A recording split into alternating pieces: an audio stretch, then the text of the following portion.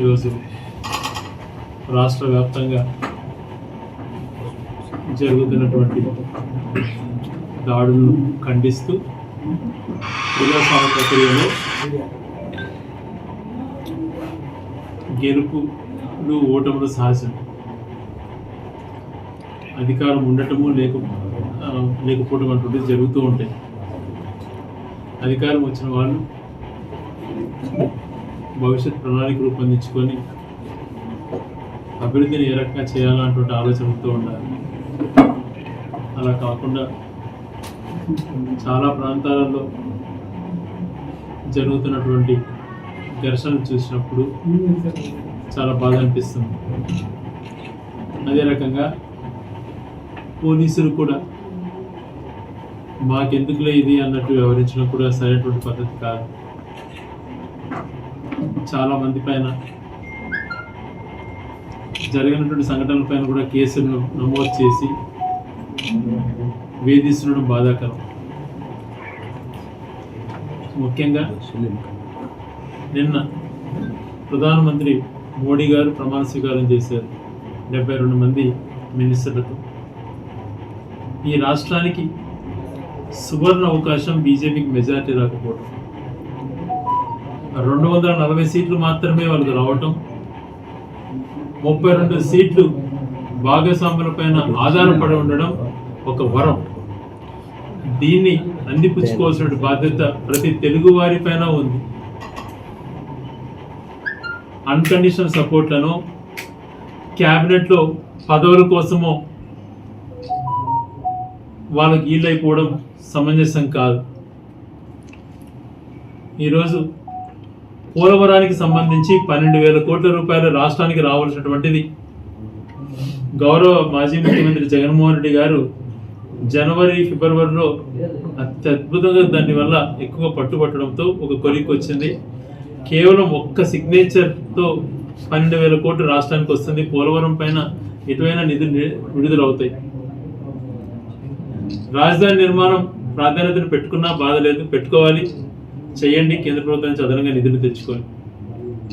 కానీ ప్రత్యేక హోదా అన్నది చాలా అవసరం పడుతుంది కాబట్టి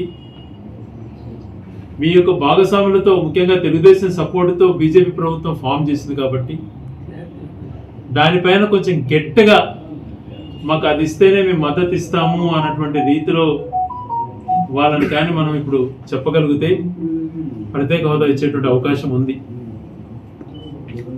గౌరవ తెలుగుదేశం పార్టీ అధ్యక్షులు చంద్రబాబు నాయుడు గారు అత్యధిక మ్యాండేట్ పొందారు.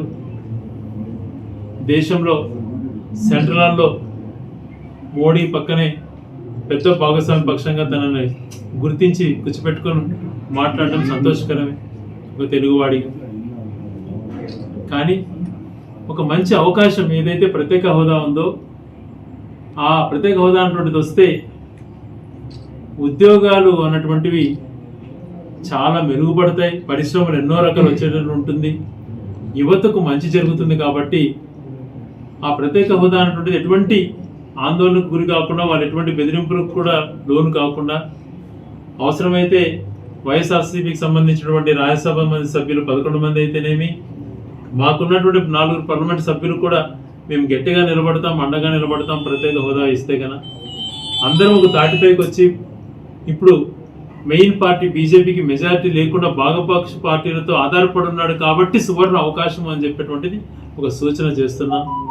దీన్ని ఖచ్చితంగా పర్సనల్గా తీసుకొని తెలుగు రాష్ట్రంలో 3 కేంద్ర పదవులు, మంత్రి పదవులు కూడా పొందారు. వాళ్ళు కూడా అభినందన తెలియజేస్తూ, పదవుల కంటే కూడా ఈ ప్రత్యేక హోదానే మాకు అత్యంత ఇంపార్టెంట్ అన్నటువంటిది గట్టిగా తీసుకెళ్తారు అని చెప్పి ఆశిస్తున్నాను. కారణం ఇప్పుడు అది మిస్ అయితే మరి ఎప్పటికీ కూడా అవకాశం రాదు. గతంలో గౌరవ జగన్మోహన్ రెడ్డి గారు ప్రమాణ స్వీకారం చేసేటువంటి ముందుకు మర్యాదపూర్వకంగా ప్రధానమంత్రి కలవని వెళ్ళినప్పుడు ఇంటి బయటనే మా సపోర్ట్తో ఆధారపడి వచ్చినంటే నేను సంతోషపడి ఉండేవాడిని, వాళ్ళ సొంతంగా వాళ్ళకు మెజారిటీ రావడం చాలా బాధాకరం అని చెప్పినటువంటి ధైర్యంగా చెప్పినటువంటి మాట మనం అంత సులభంగా మర్చిపోకూడదు. ఏ ఒక్కరు కూడా ప్రజలు మ్యాండేట్ ఇవ్వచ్చు. ప్రజలు మ్యాండేట్ ఇచ్చినప్పుడు మనం అవసరం అనుకున్నటువంటి సాధించుకునేటువంటి రెస్పాన్సిబిలిటీ తీసుకున్నప్పుడే మనం చిరస్థాయిగా మన ప్రజలు గుర్తుపెట్టుకుంటారు. కాబట్టి ఆ ప్రత్యేక హోదా అన్నటువంటిది మన హక్కుకు ఉంది కాబట్టి దాని వలన మనకు ఎన్నో రకాల మేలు జరిగేటువంటి అవకాశం ఉంటుంది కాబట్టి దానిని గట్టిగా డిమాండ్ చేయవలసిందిగా, అది అవసరం అనుకుంటే తెలుగుదేశం పార్టీతో కూడా మేము కూడా రాష్ట్రానికి సంబంధించినటువంటి పరిస్థితులకు, రాష్ట్రానికి మంచి జరుగుతుంది అని అంటే వైఎస్ఆర్ కాంగ్రెస్ పార్టీ ఎప్పుడు ముందుంటుంది అన్నటువంటి విషయాన్ని కూడా గుర్తు చేస్తూ ప్రత్యేక హోదాని ఈ పరిస్థితులలో దాన్ని మిస్ చేసుకోవద్దు అని చెప్పి మేమందరం కూడా గట్టిగా అన్ని పార్టీల వాళ్ళకి విజ్ఞప్తి చేస్తున్నాం. అదే రకంగా ఎక్కడ కూడా ప్రజాస్వామ్యంలో హింసకు తావు ఉండకూడదు, అరాచలకు తావు ఉండకూడదు. ఈరోజు ఎలక్షన్ నోటిఫికేషన్ వచ్చింది అని చెప్పి ఏదైతే మేము భవనాలు ప్రారంభించామో, ఏదైతే డెవలప్మెంటల్ యాక్టివిటీస్ చేశామో ఆ బోర్డు ఎప్పుడు కూడా గతంలో ఎన్నడూ లేని విధంగా ఈసారి కొత్తగా ఎలక్షన్ కోడ్ ఉందని చెప్పి దాంట్లో అన్నిటికీ కూడా ముసుగులు వేశారు, పేపర్లు అతికించారు. బాధపడలేదు, ఎందుకు వేశారు అని చెప్పి ప్రశ్నించలేదు. ఇది ఎన్నికల కమిషన్ యొక్క ఇది ఆదేశం ఉండిండొచ్చు అని చెప్పి మేము దాని గురించి కూడా ఆలోచించలేదు. ఇప్పుడు గ్రామాలలో బోర్డులు ధ్వంసం చేస్తూ ఎప్పుడు ఈ సంస్కృతి రాయచూట్లో లేదు. మరి కొత్తగా మీకు 5 సంవత్సరాల అవకాశం ఉంది, ఎంతైనా అభివృద్ధి చేయండి. ఈ బోర్డులు పగలగొట్టడం ఏంటి, ఆ బోర్డులకు పచ్చరంగు పూసేసేయటం ఏంటి అన్నటువంటిది ఒక్కసారి ఆలోచన చేయమని అడుగుతున్నా. ప్రజాస్వామ్య ప్రక్రియలో ఈ మంచి పరిణామం. సచివాలయ భవనాలకు, ఆర్బీకే భవనాలను, హెల్త్ సెంటర్లు నిర్దాక్షిణంగా ఆ శిలాఫలకాలు ఏం చేస్తే దాన్ని పగలగొట్టితే ఏం ఆనందం వస్తుంది? అది అధికారంలో మేము ఉన్నప్పుడు, మా మాట చెల్లుబాటు అయినప్పుడు అధికారులను ఒత్తిడి చేసి మా కార్యకర్తలు నష్టపోయినా బిల్డింగ్స్ కట్టించాం. అది పర్మనెంట్గా ప్రజలకు ఉపయోగపడాలి ఆ వ్యవస్థ అని చెప్పి ఆలోచన చేశాం. ఆ బిల్డింగ్స్ కట్టారు కాబట్టి 50,000 రోడ్లు వేయకుండానే బోర్డులు పెట్టుకునే పరిస్థితులు ఎన్నో చోట్ల చూసాం. మేము ఎప్పుడు అట్లా చేయలేదు. ఆ చిన్న వాటికి పెట్టి ఒక మంచిది ఉపయోగకరంగాటువంటిది ఉన్నప్పుడు, ప్రజలకు ఉపయోగపడేటువంటి బిల్డింగ్ ప్రభుత్వంలో జరిగినప్పుడు దానికి శిలాఫలకాలు వేస్తే దాన్ని ఈ రకంగా పోయి పెయింట్ పోయడము, శిలాఫలకాలకు పెయింట్ పోవడము అన్నటువంటిది ఎంతవరకు సంబంధిస్తుంది? ఒకవేళ పార్టీ కార్యాలయాలు, సచివాలయాలకు కానీ గవర్నమెంట్ బిల్డింగులకు కానీ వైఎస్ఆర్సీపీ కలర్గా మీకు కనిపించినప్పుడు మీరు ఏ కలర్ అయినా వేసుకోవడం మాకు అబ్జెక్షన్ లేదు. శిలాఫలకాలు పగలగొట్టడం, శిలాఫలకాల పైన రంగులు పోయటం ప్రజాస్వామ్యంలో సరైనటువంటిది కాదు అని చెప్పి ఇటు ప్రజాప్రతినిధులకు అలాగే అధికారులకు కూడా నేను చెప్తున్నాను. మ్యాండేట్ ఎప్పుడు ఎవరికి ఒకటే సైడ్ ఉండదు. ప్రజాభిప్రాయాన్ని గౌరవించడం నేర్చుకోవాలి. నేను ఈరోజు ఒక మాట చెప్పా, మీరు ఆరోపణలు చేశారు కదా వైసీపీలు అక్రమాలు చేశారు అవి అని చెప్పి.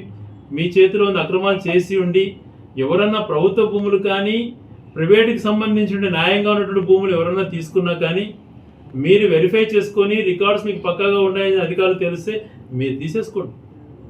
ఒక్క నిమిషం కూడా ఆలోచన చేసుకోవాలి. అలా దౌర్జన్యంగా కాదు, మీకు దాంట్లో న్యాయం ఉంటే.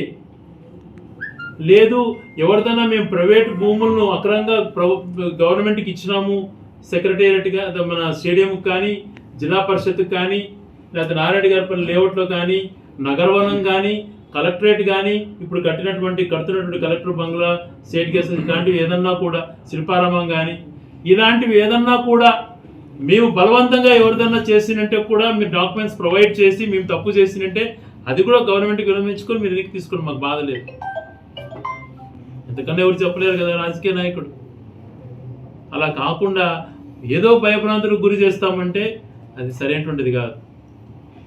60 సంవత్సరాల నుంచి రాజకీయ చరిత్ర ఉన్నటువంటి కుటుంబం నుంచి పుట్టిన వాడిని, ఇంతకన్నా 10 కష్టాలు ప్రతిపక్షంలో మోసినటువంటి వాళ్ళు. ఇది కొత్త కాదు. దీన్ని ధైర్యంగా ఎదుర్కొనేటువంటి ధైర్యాన్ని దేవుడిచ్చాడు, శక్తినిచ్చాడు. 2 కాళ్ళు అరిగిపోయేంత నడిచాము గడప గడపలో భాగంగా 3 సంవత్సరాలు. ప్రతి ఏలు కాయ కాసినటువంటిది నిన్న చూసుకున్నా నేను. ఆ కష్టం ఆ శక్తి ఇచ్చినటువంటి భగవంతుడు ఈ 5 ఏళ్ళు ఓర్పుగా ప్రజలకు తోడునేటువంటి ధైర్యాన్ని ఇవ్వడని నేను అనుకోను. ఆ భగవంతుడు ఖచ్చితంగా ఆ శక్తిని నాకు ఇస్తాడు. ఆ ఆరోగ్యాన్ని నాకు ఇస్తాడు. అంతకు పదింతలు, ఇంతకుముందు కష్టపడిన దానికన్నా పదింతలు కష్టపడేటువంటి స్ఫూర్తి నాకుంది. కష్టపడతాను, ప్రజలకు అండగా ఉంటాను, ప్రతి కార్యకర్తకు తోడుగా ఉంటాను. నిజాయితీగా నిక్కచ్చిగా కొంతమందికి ఫోన్లలో బెదిరింపులు చేస్తున్నారు. తప్పు చేయకపోయినా తప్పు చేసిన వాళ్ళు, దాడి చేసిన వాళ్ళపైన కేసులు పెట్టుకోవడం బాధ లేదు. చేయని వాళ్ళపైన కూడా పేర్లు విరికించి పోలీస్ స్టేషన్లలో పెట్టించడం, పోలీసుల ద్వారా భయభ్రాంతులకు గురి చేయడం సరైనటువంటిది కాదు. నేను పోలీసులకు కూడా చెప్తున్నాను, దీన్ని మీరు వ్యవస్థను కాపాడుకునే విధంగా మీకు ఎంత గౌరవం ఇచ్చానో 5 సంవత్సరాలు మీరు గుండెలపైన చేసుకోండి. పోలీస్ అధికారులు ఎంత స్వేచ్ఛగా మీరు బతికారో ఆలోచన చేసుకోండి. ఎంత స్వేచ్ఛగా మీ డ్యూటీలు మీరు చేశారో ఒకసారి ఆలోచన చేసుకోండి. ఆ రీతిలో కాకుండా ఇప్పుడు మేము అక్రమాలు చేస్తాం, మేము నిర్దాక్షిణంగా కార్యకర్తలు హింసిస్తామంటే ఊరుకుండేది లేదు. ఎవరిపైన పోరాటం చేస్తాం, ఎవరిపైన తిరగబడతాం. ప్రజలకు అన్యాయం జరిగినా, కార్యకర్తలకు అన్యాయం జరిగినా అక్కడ వెనకడుగు వేసే ప్రశ్నే లేదు. ఏ కార్యకర్తకు చిన్న గాయం జరిగినా సహించము, తోడుంటాం. మీకు ఒక్కటే మేము నిర్ణయిస్తున్నాం, మీరు 5 సంవత్సరాలలో ఎంత డెవలప్ చేసి ఎన్ని బోర్డులు వేసుకుంటారో వేసుకోండి, సంతోషపడతాం ఈ ప్రాంతానికి మంచి చేస్తున్నారని చెప్పి. కానీ జరిగినటువంటి అభివృద్ధి కార్యక్రమాల దగ్గర శిలాఫలకాల పైన ఈ రంగులు పూసేటువంటి కార్యక్రమం మాత్రం చేయడం దుర్మార్గం. ఆ శిలాఫలకాలు ధ్వంసం చేయడం దుర్మార్గం. మీడియా మిత్రుల ద్వారా అధికారులకు, ఆర్డీఓ గారి దగ్గర నుంచి, తహసీల్దార్ దగ్గర నుంచి, ఎండిఓ దగ్గర నుంచి కలెక్టర్ గారి వరకు నేను విన్నవిస్తున్నా. కలెక్టర్ గారు కూడా కలిసి నేను రిప్రజెంటేషన్ ఇస్తాను. ఈ రకంగా శిలాఫలకాలు పాల్గొట్టించడం ఎంతవరకు సమంజసమో, గత 5 సంవత్సరాలు మేము అధికారంలో ఉన్నప్పుడు ప్రోటోకాల్ ప్రకారం వేయకపోయిన శిలాఫలకాల జోలికి కూడా మేము వెళ్ళలేదు అన్నటువంటిది గమనించుకోండి. కొత్త సంస్కృతి సాంప్రదాయాలు అలవాటు చేయకండి. ఇది వెంటనే అధికారులు చర్యలు చేపట్టాలని, అదే రకంగా అక్రమ కేసులు పెడుతున్నటువంటి పోలీసు అధికారులు కూడా వాళ్ళ యొక్క నైజం మార్చుకోవాలి. ఆ విషయం పైన కూడా ఈరోజు గౌరవ ఎస్పీ గారిని కలిసి ఖచ్చితంగా ఇది సరైనటువంటిది, ఎక్కడైతే అన్యాయం జరుగుతుందో, ఎక్కడైతే మా వాళ్ళకి న్యాయం జరగలేదో దానిపైన వివరిస్తాను. భవిష్యత్తులో పోరాటాలు అంటుండేది మాకు కొత్త కాదు. అలా అని చెప్పి కార్యకర్తలను హింసిస్తుంటే చూసి ఉండలేం. మేము ఎక్కడైనా తప్పులు చేసినంటే మీరు చర్యలు చేపట్టుకోండి, మీ చేతిలో అధికారం ఉంది. కానీ ఊరికి భయభ్రాంతులకు గురి చేస్తామంటే ఏ ఒక్కరు ఇక్కడ భయపడి కూర్చుండే వాళ్ళు ఎవరూ లేము. అందరం ఒక తాటిపైకి వస్తాం.